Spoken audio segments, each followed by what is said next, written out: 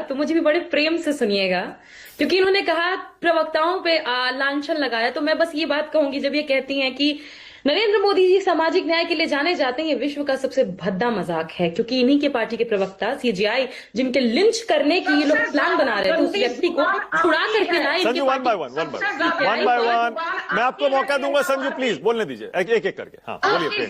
CGI पर थूकने की बात कर रहे थे, उनको भाजपा प्रवक्ता छुड़ा करके जेल से लाए।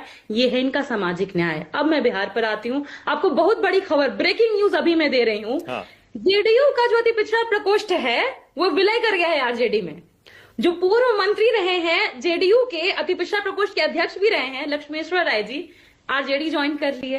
परबत्ता के सिटिंग विधायक संजीव कुमार जी आरजेडी ज्वाइन कर लिए। जेडीयू के करंट सांसद जो हैं गिरधारी यादव जी, उनके बेटे चाणक्य प्रकाश जी आरजेडी सही पकड़े हैं, ज्वाइन कर लिया। पूर्व विधायक राहुल शर्मा जी, वो आरजेडी ज्वाइन कर लिया। और पूर्णिया के पूर्व सांसद जो दो बार सांसद रहे हैं, 14 में 19 में, संतोष कुशवाहा जी, वो भी आरजेडी ज्वाइन कर लिए हैं। और मैं ये इसलिए कह रही हूं क्योंकि इन सभी लोगों ने एक नाम लिया है जो इंटरेस्टिंग है। नाम लिया है संजय झा का, ये कहते हुए कि अब पार्टी पर कब्जा हो गया है संजय झा का, जो बीजेपी से इंपोर्टेड है। तो जितने भी कुर्मी, कुशवाहा, पिछड़े अति पिछड़े हैं, पार्टी छोड़ करके जो लोहिया के फॉलोअर्स रहे हैं, जो जेपी के फॉलोअर्स रहे हैं, वो आरजेडी में आ गए हैं। तो आप कल जब मुझसे पूछ रहे थे कि क्यों सीटें बताने में देरी हो रही है, लाने में देरी हो रही है, इसीलिए देरी हो रही थी क्योंकि सारे के सारे लोग जिनका जो अब समझ चुके हैं कि नीतीश जी को किडनैप कर लिया गया है, और क्योंकि वो मेंटली अभी उस तरीके से मजबूत नहीं है,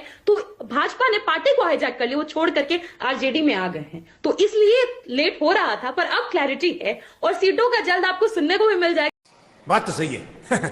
दौड़ा तो किसको कितनी मिल रही है, पर यह मैं आपको जरूर बता दूं कि हाँ, जो जितने भी सामाजिक न्याय पसंद लोग थे वो जेडीयू को छोड़ चुके हैं। और हाँ, पार्टी टूटने वाली है जल्द।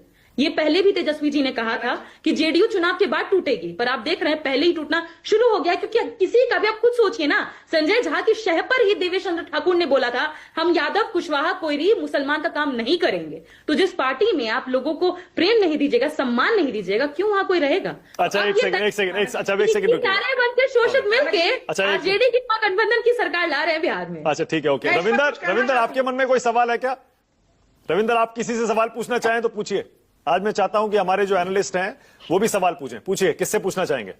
नहीं, मैं तो मानिक भाई, प्रियंका जी से यही जानना चाहूंगा कि भाई तीन जो आप मुख्यमंत्री, उप मुख्यमंत्री बनाने वाले हैं, तो उस फॉर्मूले को किस तरह से लागू किया जाएगा कि कोई भी पॉलिटिकल पार्टी आपकी बाजी बदल लिया साला, सहयोगी दल है उसी को बना देंगे, कि जो ज्यादा सीटें लेके आएगी उसके हिसाब से कुछ आप लोगों ने समीकरण तय किया है, या जाति के हिसाब से हुआ है बस? या जाति के हिसाब से?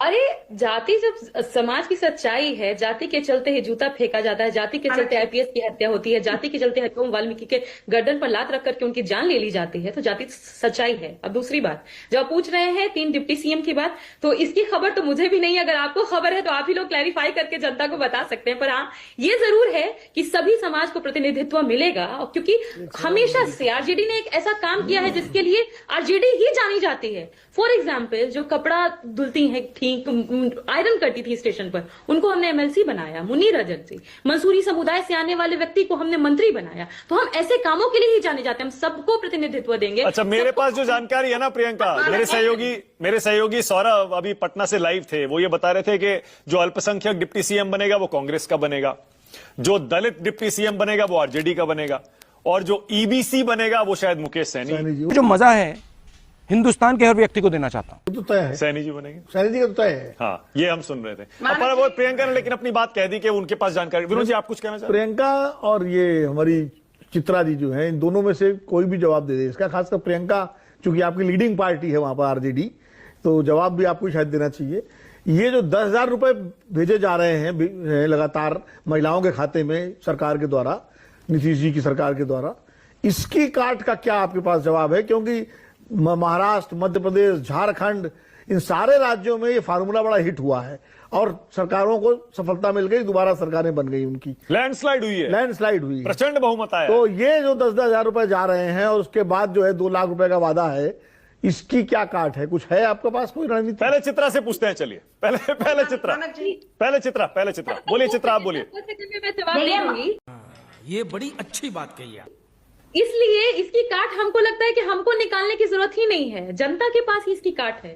जब एक महिला कहती है कि मैं गरीब घर से हूं, मैं ब्राह्मण हूं, पर मुझे क्या चाहिए, एक सरकारी नौकरी चाहिए बेटे के लिए, 10,000 की ही सरकारी नौकरी दे दीजिए। तो हर किसी चीज की काट अगर बिहार में कुछ है तो वो है रोजगार और बेरोजगारी का मुद्दा, सरकारी पलायन का नौकरी। हाँ संजू, इसके बाद आ रहा हूं।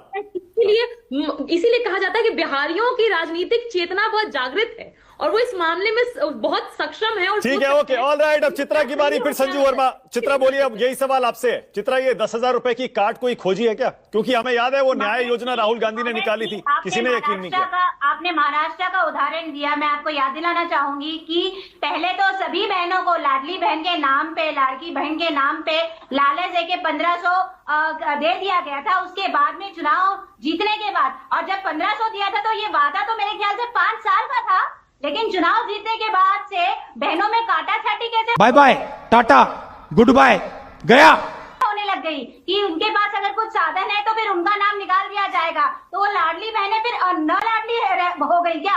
तो मुझे ऐसा लगता है कि जिस तरीके से हमने जन जागृति करी है वोटर अधिकार यात्रा में, और हमने वोट चोरी का जो ये मुद्दा सभी के जहन में बिठा दिया है, उसी तरीके से हम जाके लोगों को ये बताएंगे कि ये सिर्फ और सिर्फ चुनावी जुमला है, इसके बाद में ये कभी होने वाला नहीं है। ठीक है, ओके, संजू वर्मा। अब संजू वर्मा, ना तो उनके पास